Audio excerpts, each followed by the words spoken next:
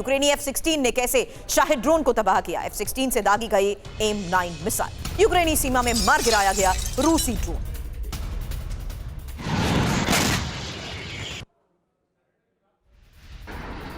तो लगातार इस फ्रंट से आ रही वो तस्वीरें जहां साफ है कि किस तरीके से हमलों को अंजाम दिया जा रहा है और ये यूक्रेनी F-16 ने शाहिद ड्रोन को तबाह किया है। यूक्रेनी सीमा में रूसी ड्रोन को मार गिराया गया।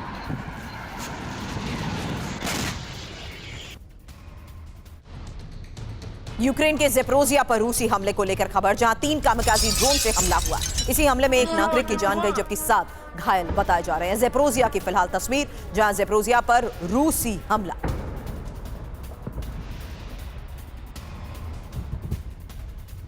खबर यूक्रेनी Su-27 फाइटर जेट के एक्शन को लेकर। डोनेट्स्क में गिराए गए GBU-62 गाइडेड बॉम्ब, रूसी सैन्य ठिकानों पर की गई बमबारी की ये तस्वीर।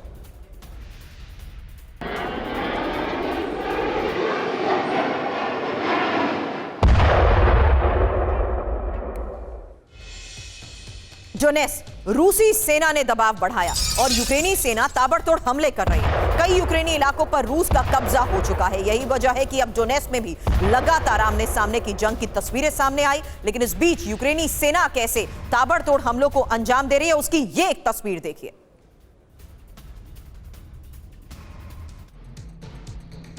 बड़ी खबर है, रूस के खिलाफ नेटो की जंगी तैयारी। अब नेटो देश एस्टोनिया के परमाणु प्लान को लेकर खबर। ब्रिटिश यूरोफाइटर जेट तैनाती को लिए तैयार। एटमी वेपन ले जाने में सक्षम है यूरोफाइटर। और ड्रोन घुसपैठ के बाद एक और बड़ा फैसला। पिछले कई दिनों से लगातार नेटो देशों की इस तैयारी को लेकर खबरें आई हैं। अब एटमी वेपन की तैनाती, रूस से जंग की तैयारी। खबर क्या है, क्योंकि एस्टोनिया के 2 फैसलों को लेकर यह खबर है। पहला, ब्रिटिश यूरोफाइटर लड़ाकू विमान तैनात करेगा। दूसरा, ब्रिटिश F-35A की तैनाती के लिए भी तैयार। तो एस्टोनिया के ये 2 बड़े फैसले हैं। हालांकि न्यूक्लियर वेपन ले जाने में सक्षम फाइटर जेट को लेकर यह फैसला, वहीं परमाणु हमला करने में सक्षम लड़ाकू विमान। अब यही तैयारी क्या बड़े संकेत देती है, क्योंकि वजह पहले समझिए। रूसी जेट की घुसपैठ के बाद आर पार के मूड में है एस्टोनिया। दूसरी एक और सबसे बड़ी बात, जिसमें यह साफ है कि किस तरीके से एयर स्पेस उल्लंघन पर रूसी विमान ड्रोन गिराने की ये तैयारी। अब निप्रो में रूस के हवाई हमले की एक तस्वीर देखिएगा, क्योंकि यूक्रेनी सैन्य अड्डे को निशाना बनाया गया और रूस का दावा यह कि 100 यूक्रेनी जवान हताहत हुए हैं।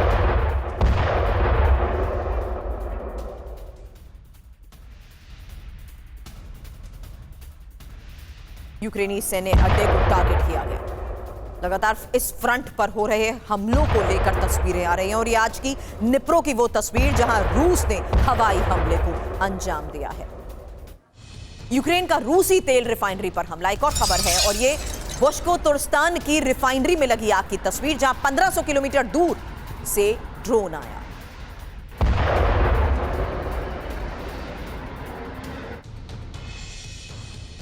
सबसे बड़ी खबर, नेटो चीफ मार्क रूटे का बड़ा बयान। कहा, जरूरत पड़ने पर दुश्मन के विमान गिराएंगे और स्थिति का आकलन करने के बाद करेंगे हमला। हम अपने लोगों की रक्षा करेंगे। मार्क रूटे का यह बयान, जरूरत पड़ने पर जो जरूरी होगा वो करेंगे। अब नेटो देशों में रूसी ड्रोन जेट के खिलाफ क्या क्या एक्शन लिए गए, किस तरह नेटो देशों में बढ़ रही है आक्रामकता, डिटेल आपके सामने। सबसे पहले स्वीडन, रूसी फाइटर घुसे तो मार गिराए जाएंगे। डेनमार्क, ड्रोन घुसपैठ को हमला माना जाएगा। एस्टोनिया, ब्रिटिश फाइटर जेट की तैनाती के लिए तैयार। लिथुआनिया, रूसी ड्रोन मार गिराने के आदेश। पेंटागन, रूसी मिग विमानों की घुसपैठ का विश्लेषण कर रहा है और इसी पर एनालिसिस के लिए ही फिलहाल मेरे सहयोगी मनीष झा भी हमारे साथ है। मनीष, पिछले कई दिनों से नेटो की ये तैयारी, और आज जब हम एक बार फिर से रूस वर्सेस नेटो कह रहे हैं, इस वक्त हुए प्रोजेक्शन और पोजीशनिंग क्या संकेत दे रही है, क्योंकि एयर स्पेस उल्लंघन के एक मौके की फिराक में है क्या ये?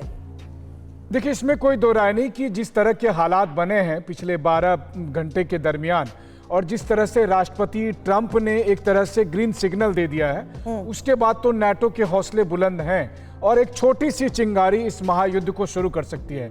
लेकिन मैं ये सोच रहा था कि इस पूरे किरदार में एस्टोनिया का रोल वाकई में बहुत महत्वपूर्ण साबित होने वाला है, क्योंकि हो सकता है कि यूक्रेन के बाद एस्टोनिया को नाटो अपने कुरुक्षेत्र के तौर पर इस्तेमाल करें और फिर दुनिया को दिखाने के लिए भी हो जाएगा कि देखिए कैसे एस्टोनिया लड़ रहा है। एक छोटा सा मुल्क दुनिया के सबसे बड़े मुल्क से लड़ रहा है और कितनी बहादुरी के साथ लड़ रहा है। पीछे नाटो के सैनिक मौजूद ही होंगे।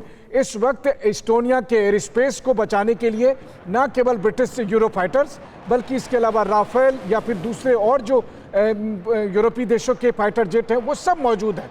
एटमी हथियार ले जाने के लिए ये सब सक्षम है। ऐसी स्थिति में बाल्टिक देश के तौर पर एस्टोनिया एक महत्वपूर्ण भूमिका निभा सकता है रूस और यूरोपीय देशों के बीच किसी भी समय शुरू होने वाले जंग में।